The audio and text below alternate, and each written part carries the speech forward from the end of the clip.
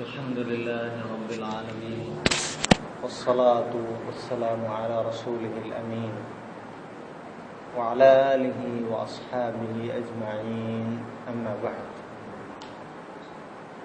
عن ابن مسعود رضي الله عنه أنه قال: لو سخرت من كلب لخشيت أن يحولني الله كلبا. رواه عبد الله بن المبارك في الزهد. ഈ ഹദീസ് റിവായത്ത് ചെയ്തിട്ടുള്ളത് പ്രമുഖനായ സഹാബി അഫ്ഖഹു ഫുഖഹാഇ സഹാബതി അബ്ദുല്ലാഹ് ബിൻ മസ്ഊദ് അൽ ഹുദലി അബു അബ്ദുറഹ്മാൻ അൽ മുലഖബ് ബി ഇബ്നു ഉമ്മി അബ്ദ്. അദ്ദേഹം സാഹിബുൽ ഫദായിലി വൽ മനാഖിബി അൽ ജലീല, ധാരാളം ഫദലുകൾ അദ്ദേഹത്തിൻ്റെ നമ്മൾ കഴിഞ്ഞ ഹദീസുകളുടെ ആശയങ്ങൾ പറയുമ്പോൾ നമ്മൾ പറഞ്ഞിട്ടുണ്ട്. അദ്ദേഹം പറയാണ്, ലൗ സഖർതു മിൻ കൽബിൻ, ഒരു പട്ടിയെ ഞാൻ കണ്ടുകിട്ട് അതിനെ ഞാൻ നിസ്സാരവൽക്കരിച്ചാൽ, അതിനെ ഞാൻ നിന്ദിച്ചാൽ, അതിനെ ഞാൻ കളിയാക്കുകയാണെങ്കിൽ, ലഖശീതു അൻ യുഹവ്വിലനി അല്ലാഹു കൽബൻ, എന്നെ അള്ളാഹു പട്ടിയാക്കി രൂപമാറ്റം ചെയ്യുന്നത് ഞാൻ ഭയക്കുന്നു എന്നാണ് ഇബ്നു മസ്ഊദ് റളിയല്ലാഹു അൻഹു പറയുന്നത്. ഈ ഹദീസ് ഇമാം അബ്ദുല്ലാഹി ഇബ്നു മുബാറക് അദ്ദേഹത്തെ കുറിച്ച് സലഫുകൾ പറഞ്ഞിട്ടുള്ളത് ജമഅ അൽ ഖൈറ കുല്ല, അദ്ദേഹം എല്ലാ നന്മയും അദ്ദേഹത്തിൽ ഒരുമിച്ച് ചേർന്നിട്ടുണ്ട്. ജമഅ ഫിഹിൽ ഖൈറു കുല്ലു, എല്ലാ ഖൈറും അദ്ദേഹത്തിൽ ഒരുമിച്ച് ചേർന്നിട്ടുണ്ട്. എല്ലാ വിഷയം എടുത്തു നോക്കുകയാണെങ്കിലും അദ്ദേഹം ആ വിഷയത്തിനെല്ലാം ഇമാമായിരിക്കും. ഏത് വിഷയമാകട്ടെ, ഇൽമിലാകട്ടെ, സദഖയിലാകട്ടെ, ജിഹാദിലാകട്ടെ, ഹജ്ജിലാകട്ടെ, ഇങ്ങനെ ഏതേത് മേഖലയിലും അദ്ദേഹം എന്തായിരിക്കും? വലിയ ഇമാമായിരിക്കും. അദ്ദേഹത്തിന്റെ കിതാബു സുഹദ് അതിലാണ് റിവായത്ത് ചെയ്തിട്ടുള്ളത്. ഈ ഹദീസിന്റെ ആശയങ്ങൾ നോക്കുക. ഇബ്നു മസ്ഊദ് റളിയല്ലാഹു അൻഹുവിന്റെ അദ്ദേഹം പറയുന്നത് എന്താണ്? തഹ്ഖീറിനെ കുറിച്ചാണ്, നിസ്സാരവൽക്കരിക്കൽ, അതേപോലെ തന്നെ കളിയാക്കൽ, ഇതിനെ കുറിച്ചാണ് ഇബ്നു മസ്ഊദ് റളിയല്ലാഹു അൻഹു പറയുന്നത്. അതിന്റെ ഗൗരവമാണ്. ഒരു പട്ടിയെ നിസ്സാരവൽക്കരിക്കുകയാണെങ്കിൽ, അല്ലെങ്കിൽ കളിയാക്കുകയാണെങ്കിൽ, അള്ളാഹു എന്നെ ഒരു പട്ടിയാക്കി രൂപമാറ്റം പെടുത്തുമോ എന്ന് എനിക്ക് ഭയമുണ്ട്. അത്രയധികം അവരെന്ത് ചെയ്തിട്ടുണ്ട്? സലഫുകള് ഈ ഒരു വളരെ മോശമായ ഈ ഒരു സ്വഭാവത്തെ അവർ പേടിച്ചിട്ടുണ്ട്. അതിനങ്ങനെയൊക്കെ അള്ളാഹു ശിക്ഷ നൽകുമെന്ന് അവർ ഭയപ്പെട്ടിട്ടുണ്ട്. സലഫുകൾ പറഞ്ഞു, ഇഹ്തിഖാറുൻ നാസി ലാ യുദാവ, ജനങ്ങളെ നിസ്സാരവൽക്കരിക്കുക, ഇവരെ കളിയാക്കുക എന്നുള്ളത് അത് ചികിത്സയില്ലാത്ത രോഗമാണ്. ദാഉ ലാ യുദാവ. പല ആളുകൾക്കുമുള്ള പ്രശ്നമാണ് അറിവ് കുറഞ്ഞ ആളുകളെ കണ്ടാൽ അവരെ നിസ്സാരവൽക്കരിക്കുക. അതുപോലെ തന്നെ വാക്കുകളിൽ, സംസാരത്തിൽ അബദ്ധങ്ങൾ പണയുമ്പോൾ അതിൽ തൂങ്ങിയിട്ട് എന്ത് ചെയ്യാൻ? കളിയാക്കുകയും ആളെ നിസ്സാരവൽക്കരിക്കുകയും ചെയ്യാൻ. ഈ തരത്തിൽ ഏതെല്ലാം കുറവുകളുണ്ടോ ആ കുറവുകൾ പിടിച്ചുകൊണ്ട് ആളുകളെ നിസ്സാരവൽക്കരിക്കുക എന്നുള്ളത് ഗുരുതരമായ തിന്മയാണ്. ഒരു മുസ്ലിമിനോട് എങ്ങനെയായിരിക്കണം എന്ന് പറയുന്നിടത്ത് റസൂലുള്ളാഹി സ്വല്ലല്ലാഹു അലൈഹി വസല്ലം പറഞ്ഞിട്ടുണ്ട്, ലാ യുഹഖിറുഹു, ഒരു മുസ്ലിം മറ്റൊരു മുസ്ലിമിനെ എന്ത് ചെയ്യാൻ പാടില്ല? തഹ്ഖീർ ചെയ്യാൻ പാടില്ല, നിസ്സാരവൽക്കരിക്കാൻ, അവനെ ഒന്നുമല്ലാതാക്കി കളയാൻ അവനെ കളിയാക്കാൻ ഒരിക്കലും പാടില്ല. ധാരാളം നുസൂസുകൾ ഈ വിഷയത്തിൽ വന്നിട്ടുണ്ട്. റസൂലുള്ളാഹി സ്വല്ലല്ലാഹു അലൈഹി വസല്ലമ കിബ്റിനെ കുറിച്ച് പറഞ്ഞു. എന്താണ്? ലാ യദ്ഖുലുൽ ജന്നത മൻ കാന ഫീ ഖൽബിഹി മിസ്ഖാലു ദർറത്തിൻ മിൻ കിബ്റിൻ. ഹൃദയത്തിലൊരു ചെറിയ തൂക്കം, ഒരു ചെറിയ ഉറുമ്പിന്റെ വെയിറ്റിൽ എങ്കിലും ഹൃദയത്തിലൊരു കിബ്റുണ്ടെങ്കിൽ അവന്റെ ഇല്ല സ്വർഗത്തിൽ പ്രവേശിക്കൂല. അപ്പോ കിബ്റിനെ കുറിച്ച് അവര് ചോദിച്ചു റസൂലുള്ളാഹി സ്വല്ലല്ലാഹു അലൈഹി വസല്ലമയോട്. കിബ്ർ എന്ന് പറഞ്ഞാല് ഒരാൾ ഭംഗിയായ ചെരുപ്പ് ധരിക്കലാണോ, വസ്ത്രം ധരിക്കലാണോ എന്ന്. അപ്പൊ റസൂല് പറഞ്ഞു, ഇന്നല്ലാഹ ജമീലുൻ യുഹിബ്ബുൽ ജമാൽ. അള്ളാഹു ഭംഗിയുള്ളവനാണ്, അവൻ ഭംഗിയെ എന്ത് ചെയ്തിട്ടുണ്ട്? ഇഷ്ടപ്പെടുന്നുണ്ട്. എന്നിട്ട് റസൂലുള്ളാഹി സ്വല്ലല്ലാഹു അലൈഹി വസല്ലം പറഞ്ഞു, അൽ കിബ്റു ബത്റുൽ ഹഖ് വഗംതുൻ നാസ്. സത്യത്തെ എന്ത് ചെയ്യലാണ്? നിഷേധിക്കലാണ്. ഒരു സത്യം വന്നു കിട്ടുകയാണ്, ഒരു അറിവ് വന്നു കിട്ടുകയാണ് ഏതെങ്കിലും ഒരു വിഷയത്തിലുള്ള, പക്ഷെ അതിനെ നിഷേധിക്കുകയും അതിനെ തട്ടിക്കളയുകയും എന്നിട്ട് അതിനെതിരായിട്ടുള്ള കാര്യങ്ങൾ പ്രവർത്തിക്കുകയും ചെയ്യുക. ഒരു കൽപ്പനയാണെങ്കിൽ അതിനെന്ത് ചെയ്യാം? പാലിക്കാതിരിക്കുക. ഒരു വിലക്കാണെങ്കിൽ അത് പാലിക്കുക, അതെന്ത് ചെയ്യുക? ചെയ്യുക. ജീവിതത്തിൽ അത് എന്താണ്? അത് ചെയ്ത് തന്നെ കാണിക്കുക. അങ്ങനെ ചെയ്യുന്നതാണെന്ത്? ബത്റുൽ ഹഖ്. പിന്നെ പറഞ്ഞത് വഖംതുൻ നാസ്. ജനങ്ങളെ എന്താണ്? തരം താഴ്ത്തല്, ജനങ്ങളെ നിസ്സാരവൽക്കരിക്കൽ. അതാണ് കിബ്ർ. ഒരുപാട് ആളുകൾക്ക് പിടികൂടിയിട്ടുള്ള രോഗമാണത്. അതിന്റെ ഉത്ഭവം എവിടെ നിന്നാണ്? സ്വന്തം ഞാൻ വലിയവനാണ് എന്നുള്ള അനാനിയത്തിൽ നിന്നാണ്, കിബ്റിൽ നിന്നാണ് ഈ ഒരു മോശമായ, വളരെ റദീലായ ഈ ഖുലുഖിന്റെ എന്താണ് ഉത്ഭവം എന്ന് കാണാൻ കഴിയും. ഒരുപാട് സംഭവങ്ങൾ ഈ വിഷയത്തിലുണ്ട്. അതിൽപ്പെട്ടതാണ് ഇമാം ദാവൂദ് അസ്സാഹിരി റഹിമഹുല്ലാഹ്. അദ്ദേഹം അറിയപ്പെട്ട പണ്ഡിതനാണ്. അദ്ദേഹമാണ് ഒരു വാഹിരി മദ്ഹബ്, 4 മദ്ഹബുകൾ നമുക്കറിയാം. അതിന്റെ പോലെ തന്നെ മറ്റൊരു മദ്ഹബാണ് വാഹിരി മദ്ഹബ്. ആ മദ്ഹബ് എന്ന് പറഞ്ഞാൽ ഖുർആനിന്റെയും സുന്നത്തിന്റെയും പ്രത്യക്ഷാർത്ഥത്തിൽ കാര്യങ്ങൾ എന്ത് ചെയ്യണം? മനസ്സിലാക്കുക എന്നുള്ള വീക്ഷണമാണ് വാഹിരി മദ്ഹബ്. അപ്പോ ആ മദ്ഹബിന്റെ സ്ഥാപകനാണ് ദാവൂദ് അസ്സാഹിരി. ഇന്നും പ്രാബല്യത്തിലിരിക്കുന്ന, ഇന്നും എന്താണ് ഈ മദ്ഹബിലുള്ള പണ്ഡിതന്മാരുണ്ട്. ഈ മദ്ഹബിൽ അറിയപ്പെട്ട, ഈ മദ്ഹബ് എന്താണ് അങ്ങേയറ്റം പ്രചരിപ്പിച്ചിട്ടുള്ള പണ്ഡിതനാണ് ഇമാം ഇബ്നു ഹസ്ം അസ്സാഹിരി.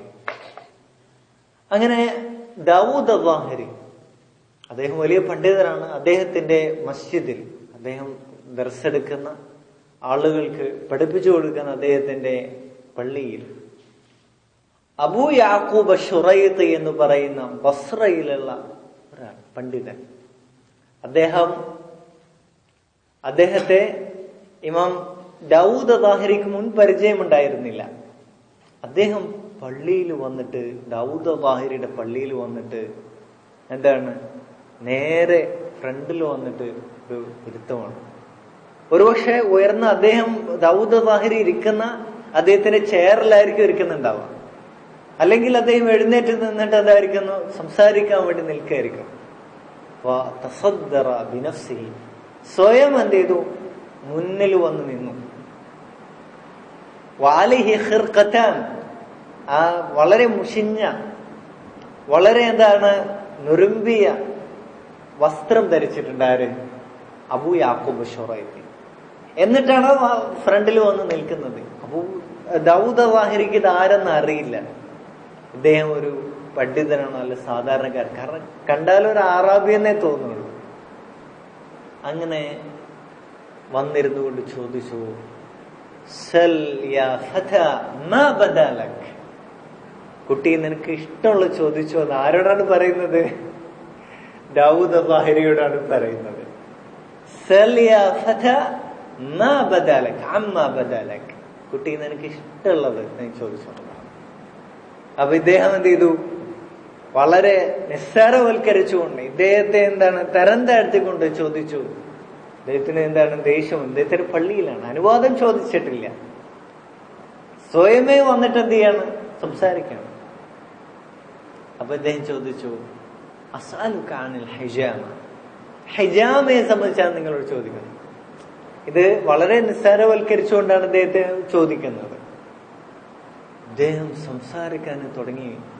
അദ്ദേഹം ധാരാളം ഹദീസുകൾ, ഹിജാമയുടെ കാര്യത്തിൽ വന്ന ഹദീസുകൾ ഓരോന്നോരോന്ന് ഒരു ഹദീസ് പറയും.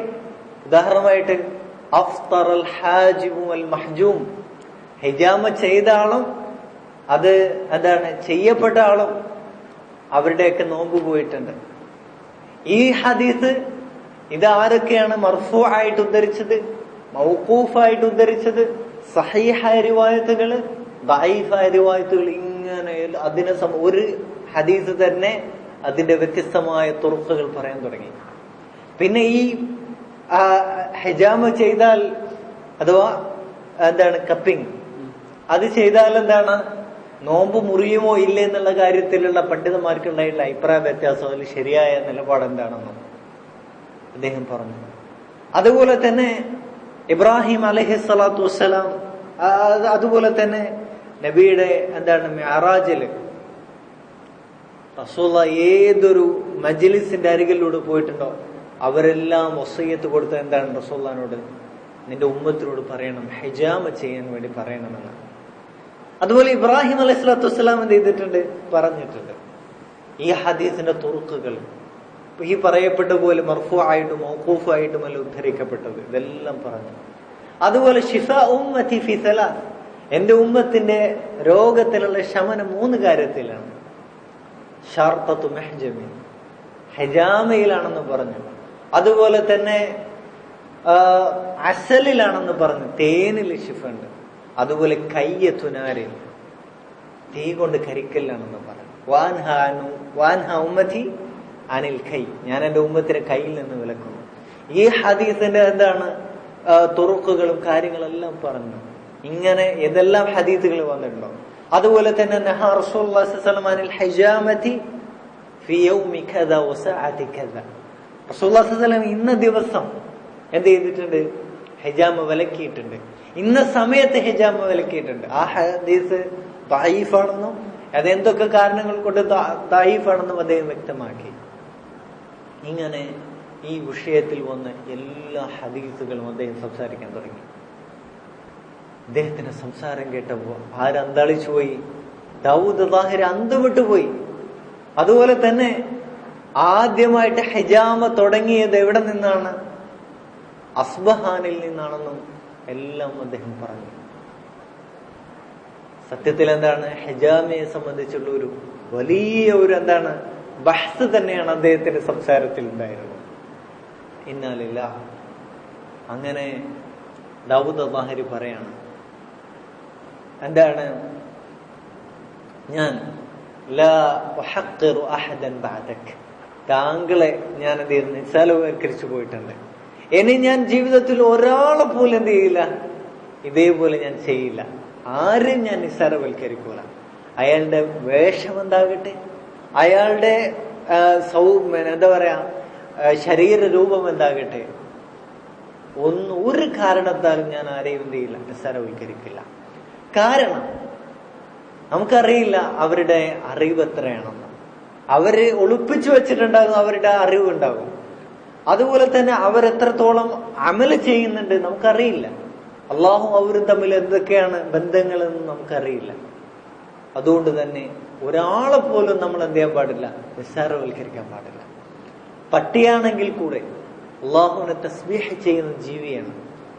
അള്ളാഹുവിന്റെ ഖൗനിയായ ഖദാഇന് കീഴ്പ്പെട്ടുകൊണ്ട് ജീവിക്കുന്ന ജീവിയാണ്.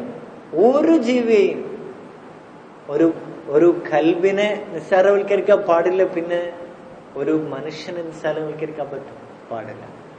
ഒരു മനുഷ്യരെ നിസ്സാരവൽക്കരിക്കാൻ പാടില്ല എങ്കിൽ, ഗൗരവമാണെങ്കിൽ ഒരു മുഅ്മിന്റെ കാര്യം 5 നേരം നമസ്കരിക്കണം. അള്ളാഹുവിലും യൗമുൽ ആഖിറിലും വിശ്വസിക്കുന്ന ഒരു മുഅ്മിനെ എന്താണ് നിസ്സാരവൽക്കരിക്കുന്നത്, അവനെ തരം താഴ്ത്തുന്നതിന്റെ ഗൗരവം എന്തായിരിക്കും? അഹ്ലുസുന്നത്തിൽപ്പെടുന്ന ഖുറബാക്കളിൽപ്പെടുന്ന ഒരാളെ എന്താണ് നിസ്സാരവൽക്കരിക്കുന്നതിന്റെ ഗൗരവം എന്തായിരിക്കും? അപ്പോ ഇതെല്ലാം വളരെ ഗൗരവമുള്ളതാണ്. ഗീബത്തും നമീമത്തും ഇതെല്ലാം അതുപോലെ ഉള്ള കാര്യങ്ങളെല്ലാം നിസ്സാരവൽക്കരിക്കലിൽ പെട്ട കാര്യം തന്നെയാണ്. അപ്പൊ ഒരു മുഅ്മിനെ എന്ത് ചെയ്യാണ് വേണ്ടത്? മുഅ്മിനെ കുറിച്ച് ആളുകളുടെ രീതി പല തരത്തിലാണ്. ചില ആളുകൾ ഒരു മുഅ്മിനെ എന്ത് ചെയ്യും? ഒരാളെ അയാളുടെ പ്രത്യക്ഷത്തിൽ അയാളെ കണ്ടാൽ അയാൾ മുഖത്ത് എന്ത് ചെയ്യും? നോക്കിയിട്ട് അയാൾ പുകഴ്ത്തും. ഇനി രഹസ്യത്തിൽ പോയി കഴിഞ്ഞാലോ അപ്പോഴും പുകഴ്ത്തും. അങ്ങനെയുള്ള ആളുകളുണ്ട്. ചില ആളുകളോ പരസ്യമായിട്ടും രഹസ്യമായിട്ടും അയാൾ എന്ത് ചെയ്യും? അവഹേളിക്കും. അയാളെ എന്ത് ചെയ്യും? നിന്ദിച്ചു കളയും. ഇങ്ങനെയുള്ള ആളുകളുണ്ട്.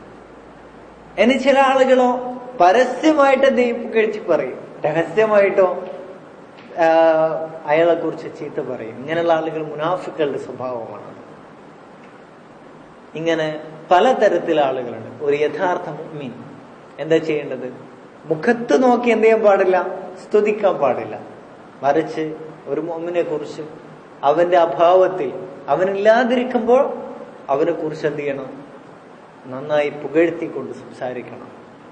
ഒരിക്കലും അവന്റെ നഖ്സുകൾ പറയാനോ ഒരിക്കൽ പോലും നാവ് കൊണ്ട് മുഴിയാൻ പാടില്ല. ദറൂറത്തിന്റെ സന്ദർഭങ്ങളിലല്ലാതെ. ദറൂറത്ത് എന്നുള്ളത് നമ്മളിപ്പോ ആലോചിക്കേണ്ട. കാരണം ദറൂറത്ത് എന്ന് പറഞ്ഞാൽ എന്താണ്? തുഖദ്ദറു ബിഖദ്രിഹ. അത് നമുക്കത് കീപ്പ് ചെയ്യാൻ പലപ്പോഴും കഴിഞ്ഞോണമെന്നില്ല. നമ്മളത് എന്ത് ചെയ്യാം? ആദ്യം അസ്ൽ എന്താണ്? നമ്മൾ ആ വാതിൽ അടയ്ക്കുക എന്നുള്ളതാണ്. അപ്പോ ഇതിനെ കുറിച്ച് നമ്മൾ പുകഴ്ത്തിയെ സംസാരിക്കാൻ പാടുള്ളൂ. നല്ല വാക്കുകളെ പറയാൻ പാടുള്ളൂ. അപ്പൊ എന്തായിരിക്കും? ഈ തരത്തിലുള്ള ആളുകളിൽ, മുഅ്മിനീങ്ങളിൽ, അഹ്ലുസുന്നത്തിന്റെ ആളുകളിൽ, ഖുറബാക്കളിൽ, ഒരു നാട്ടിൽ 2-3 ആളുകളൊക്കെ ഉണ്ടാവുള്ളൂ. അങ്ങനെയുള്ള ആളുകളിൽ ഇൽമുള്ള ആളുകളാണെങ്കിൽ എന്തായിരിക്കും? അതുപോലെ ആളുകളെ നന്മ കൽപ്പിക്കുകയും തിന്മ വലിക്കുകയും ചെയ്യുന്ന അല്ലാഹുവിന്റെ മുഴുവൻ സൃഷ്ടികളും ഇസ്തിഗ്ഫാർ ചെയ്യുന്ന ആളുകളുടെ കാര്യത്തിൽ എന്തായിരിക്കും ഗൗരവം? ഇമാമുമാരുടെ, പണ്ഡിതന്മാരുടെ, അഇമ്മത്തിന്റെ കാര്യം എന്തായിരിക്കും? അവരെ കുറിച്ച് ഒരു വാക്ക് മൊഴിയാൻ പാടില്ല. പാടില്ല എന്ന് പറഞ്ഞാൽ പാടില്ല. അതുകൊണ്ടാണ് ഇമാം ഇബ്നു അസാക്കർ റഹിമഹുല്ലാഹ് പറഞ്ഞത്, ലഹൂമുൽ ഉലമാഇ മസ്മൂമ, പണ്ഡിതന്മാരുടെ മാംസം വിഷം പുരണ്ടതാണ്. മൻ ശമ്മഹ ഫഖദ് മരിദ്, ആരെങ്കിലും അത് മണത്തിട്ടുണ്ടെങ്കിൽ അവൻ രോഗിയായി. വമൻ അകലഹ ഫഖദ് മാത്, ആരെങ്കിലും അത് കഴിച്ചാൽ അവൻ മരിച്ചു പോകും. ഇത്ര ഗൗരവമുള്ളതാണ്. ധാരാളം. അതുപോലെ തന്നെയാണ് ഇയാസ് ഇബ്നു മുആവിയ റഹിമഹുല്ലാഹ്, അദ്ദേഹത്തിന്റെ അടുക്കൽ വന്നിട്ട് ഒരാൾ, അദ്ദേഹത്തിന്റെ ഒരു ശിഷ്യൻ ഒരാളെ സംബന്ധിച്ച് എന്ത് ചെയ്തു? കുറച്ച് ഇകഴ്ത്തി സംസാരിച്ചു. അപ്പൊ ഇദ്ദേഹം ചോദിച്ചു, ഇയാസ് ഇബ്നു മുആവിയ ചോദിച്ചു, നീ റോമയോട് യുദ്ധം ചെയ്തിട്ടുണ്ടോ എന്ന് ചോദിച്ചു. ഖാലല, ഞാൻ ചെയ്തിട്ടില്ല എന്ന് അദ്ദേഹം പറഞ്ഞു. അഗസൗത തുർക്ക്, തുർക്കിനോട് യുദ്ധം ചെയ്തിട്ടുണ്ടോ? അഗസൗത സിന്ധ വൽ ഹിന്ദ്, സിന്ധിനോടും ഹിന്ദിനോടും നീ യുദ്ധം ചെയ്തിട്ടുണ്ടോ എന്ന് ചോദിച്ചു. ഇല്ല എന്നാണ് പറയുന്നത്. ഇങ്ങനെ പല നാടുകൾ പറഞ്ഞിട്ട് ഇവരോടൊക്കെ നീ യുദ്ധം ചെയ്തിട്ടുണ്ടോ എന്ന് ചോദിച്ചു. ഞാൻ ആരോടും യുദ്ധം ചെയ്തിട്ടില്ല. ഒരു അമുസ്ലിം നാടിനോടും ഞാൻ യുദ്ധം ചെയ്തിട്ടില്ല. അപ്പോ അദ്ദേഹം ചോദിച്ചു, സലിമ മിൻക ഹൗല, ഇവരെല്ലാം നിന്നിൽ നിന്ന് രക്ഷപ്പെട്ടു. റോമക്കാർ രക്ഷപ്പെട്ടു, ഇന്ത്യക്കാർ രക്ഷപ്പെട്ടു, സിന്ധുകാർ രക്ഷപ്പെട്ടു, എല്ലാ ഫറാഇനത്തും ദജാജിലത്തും രക്ഷപ്പെട്ടു. വലം യസ്ലം മിൻക അഖൂക്, എന്നാൽ നിന്റെ സഹോദരൻ, നിന്റെ അതേ അഖീദയിലുള്ള, നിന്റെ അതേ എന്താണ് എല്ലാ വിഷയത്തിലും അതേ ചിന്തകൾ. ഇൽമു പഠിക്കണം, ആ ഒരു മാർഗത്തിൽ എന്ത് ചെയ്യണം, മുന്നോട്ട് പോകണം, ദഅവത്ത് ചെയ്യണം. എന്താണ് ഈ ദീനിന്റെ മാർഗത്തിൽ മരിക്കണമെന്ന് ആഗ്രഹിച്ച് നടക്കുന്ന നിന്റെ അഹ് നിന്നെ രക്ഷപ്പെട്ടിട്ടില്ല. എന്ത് നല്ല വാചകമാണ് അദ്ദേഹം പറഞ്ഞിട്ടുള്ളത്. അതാണ് ഹക്കായിട്ടുള്ള കാര്യം. നമ്മൾ പറയുന്നില്ല, നമ്മൾ സംസാരിക്കുന്ന ആരെ കുറിച്ച് മാത്രമാണ്, നമ്മുടെ ആളുകളെ സംബന്ധിച്ച് മാത്രമാണ്. അപ്പൊ എന്താണ്, വളരെ ഗുരുതരമായ പ്രശ്നമാണ്. ഇതാണ് ഖവാരിജികളുടെ പ്രശ്നം. അവരെന്താണ്, യുഹാരിബൂന അഹ്ലൽ ഇസ്ലാം വയത്റുകൂന അഹ്ലൽ ഔസാൻ. മുസ്ലിമീങ്ങളോട് അവർ യുദ്ധം ചെയ്യും, പക്ഷെ വസനുകളെ ആരാധിക്കുന്ന ആരാധകരെ അവരെന്ത് ചെയ്യും, ഉപേക്ഷിക്കും. അപ്പോ യുദ്ധം ചെയ്യാന്ന് പറഞ്ഞാൽ വെറും എന്താണ് വാളുകൊണ്ടും എന്താണ് തോക്ക് കൊണ്ടുമുള്ള യുദ്ധം മാത്രമല്ല, നാവ് കൊണ്ട് ഉള്ള യുദ്ധം അരിഞ്ഞു വീഴ്ത്തലാണ്. അതൊരിക്കലും വാളിനറിയാൻ കഴിയാത്തത് എന്തുകൊണ്ട് അറിയാൻ പറ്റും, നാവ് കൊണ്ട് അറിയാൻ കഴിയും. അപ്പോ വളരെ ഗുരുതരമായ വിഷയമാണ് നാവിന്റെ വിഷയമെന്ന് നാം മനസ്സിലാക്കണം. അതുപോലെ ധാരാളം കാര്യങ്ങൾ ഇതിനെ അനുബന്ധിച്ച് പറയാനുണ്ട്. വൽ വഖ്തു ഖസീർ വല്ലാഹു അലം വസല്ലല്ലാഹു അലൈഹി വസല്ലം.